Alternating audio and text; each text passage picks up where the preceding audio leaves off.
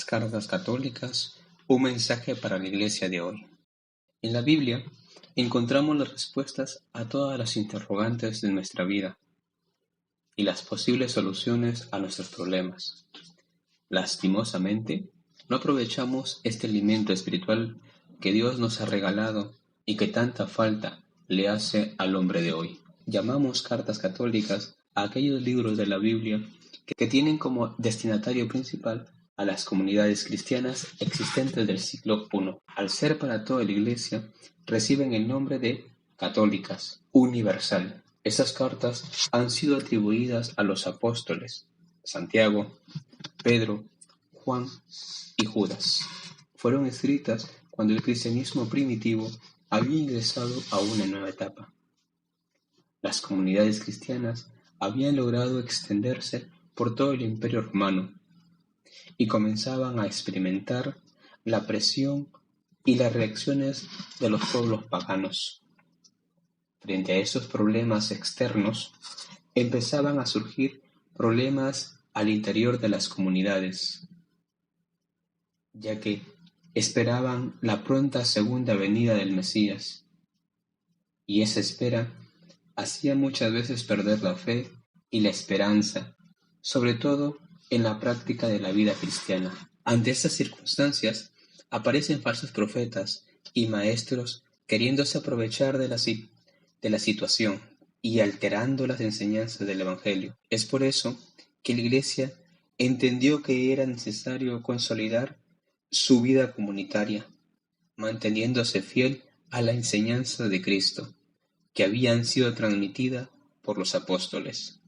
Las cartas católicas son las siguientes: Santiago, primera y segunda de San Pedro, primera, segunda y tercera de Juan y Judas. Carta de Santiago. El autor se presenta como Santiago, hermano del Señor. La tradición la ha atribuido a Santiago, obispo de Jerusalén, a quien muchos identifican con el apóstol Santiago el Menor.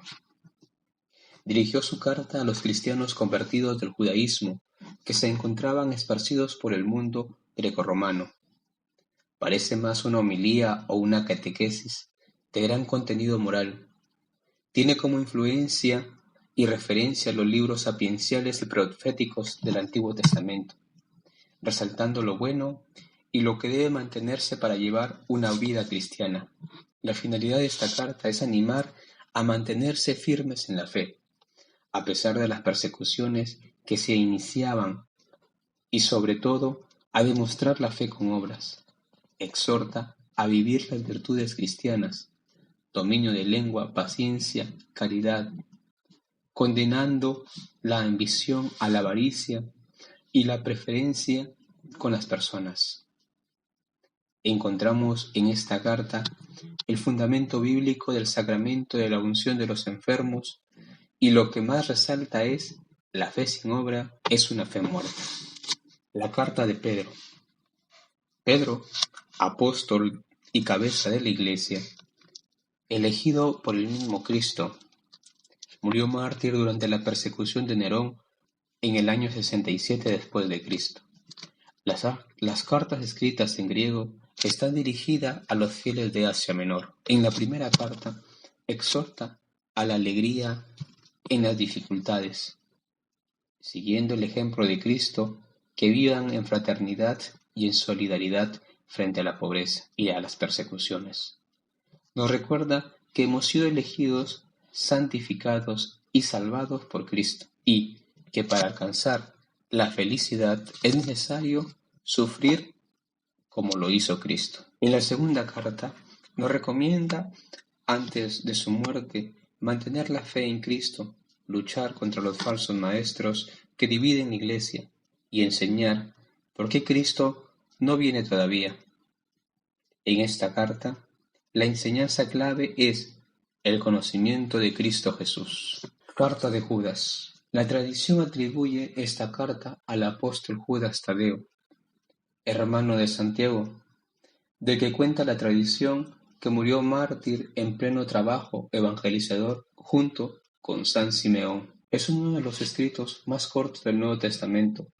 está dirigida a los judíos conversos dispersos por el Imperio Romano y que se encontraban expuestos a falsos maestros de la verdad. En esta carta encontraremos la reafirmación de las siguientes verdades: que Dios es fuente de gracia y de poder, que de Dios procede la salvación para todos los hombres, que Jesús es nuestro Señor, que el Espíritu Santo es quien nos conserva en el amor, que el cristiano ha sido llamado por Dios a una vida de fe y de caridad. Carta de Juan. Como carta de Juan encontramos 3. Se discute si las 3 son del apóstol Juan o si solo lo es la primera. La segunda carta está dirigida a una comunidad cristiana amenazada por los gnósticos, y la tercera carta está dirigida a una persona en particular llamada Gayo. Las 3 cartas fueron escritas alrededor del año 95 al 100 después de Cristo. La primera carta es como una encíclica, nos enseña que Jesús es la luz, es Padre y principalmente amor. Nos habla también de la necesidad de vivir en la luz y no en la oscuridad, como verdaderos hijos de Dios, viviendo en caridad, cumpliendo los mandamientos y cumpliendo su voluntad. La segunda carta nos enseña la pureza de la fe, el verdadero amor fraterno y a alejarnos de los falsos maestros. La tercera carta nos enseña a aprender a ser fieles a la verdad y vivir de acuerdo a ella, además de aprender a imitar lo bueno. Concordancia en la Biblia. Muchas de las enseñanzas contenidas en las cartas católicas aparecen en los escritos del Nuevo Testamento, proveniente de esa época. Todos ellos insisten en mantener intacta la verdadera fe, advierten contra los falsos maestros y exhortan a conservar la esperanza en medio de las pruebas y persecuciones. Recordemos que los judaizantes tenían muy presente la Torá y las enseñanzas de los profetas. Por eso, podemos decir que los textos del Antiguo Testamento alcanzan a entenderse a la luz del Nuevo Testamento. Ya Cristo nos dirá: he venido no para deshacer, sino para traer lo definitivo. Ambos testamentos son inseparables, ya que el Nuevo Testamento está latente al Antiguo. Si al leer el Antiguo Testamento se prescinde del Nuevo Testamento, se abren muchas posibilidades de interpretación, que no serían posibles comprender lo que Dios nos quiere revelar, ni tampoco se podrían entender muchas afirmaciones del Nuevo Testamento, como los nombres del Mesías, ungido, Cristo, Señor, etc., ya que antes es necesario leer el Antiguo Testamento. El mensaje de la Biblia es uno, y solo lo podemos entender si realizamos una lectura católica, es decir, universal, abierto al conjunto completo de la Escritura y de la fe de la Iglesia. El núcleo central de toda la revelación son los Evangelios, ya que ahí encontramos todo el testimonio de la vida y la doctrina de Cristo nuestro Señor. Jesús, ayer, hoy y siempre. La actual situación del mundo globalizado, el avance de la ciencia y la tecnología ha originado que el hombre se aleje más de Dios y poco a poco pierda el interés de conocerlo y de profundizar en sus enseñanzas. ¿Jesús es el mismo ayer, hoy y siempre? Esta frase la encontramos en el texto de Hebreo, capítulo 13, versículo 8, y hace referencia principalmente a su obediencia al Padre, que fue puesta a prueba cuando estuvo en la tierra, pero que ya había sido manifestada en el cielo antes de venir a la tierra, y se sigue manifestando a través de su Iglesia y en aquellos que permanecen fieles a sus enseñanzas. Jesús manifestó su amor antes de venir al mundo, aceptando hacerse igual a nosotros, menos en el pecado, asumiendo nuestra naturaleza humana para poder salvarnos de la muerte eterna y demostrarnos cuánto nos ama. En la actualidad, Dios nos muestra su amor dándonos lo que nos hace falta y lo que pedimos con fe. Jesús es quien delimita la historia. Gracias a su existir, tenemos un antes y un después. Es el nuevo comienzo de todo, y aunque muchos quieran negarlo, siempre está presente en la vida del hombre.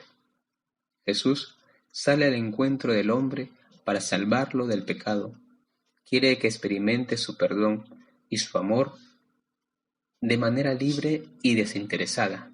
Nosotros debemos acoger esta invitación y esforzarnos por ser verdaderos cristianos católicos, no solo de nombre, sino practicantes, recibiendo los sacramentos, alimentándonos espiritualmente y dando testimonio de Cristo. Ahora, hacemos silencio, cerramos nuestros ojos y nos vamos a preguntar, si Jesús nos llevara esta noche a su presencia, ¿cuántas obras buenas podríamos entregarle? ¿Son muchas, pocas o nada? Por eso te da este momento para conversar con Él, para que manifiestes todo lo que sientes, lo que te molesta, lo que deseas. Abre tu corazón y deja que Cristo ingrese y permanezca ahí para siempre. En este momento te invito a escuchar el siguiente relato, Sembrando para el futuro. Juan observó que su vecino, un hombre anciano que tenía más de 80 años, estaba sembrando un huerto de manzanos. El anciano cuidadosamente preparó el terreno y trajo como 20 plantas de manzano. Las plantó y les echó agua.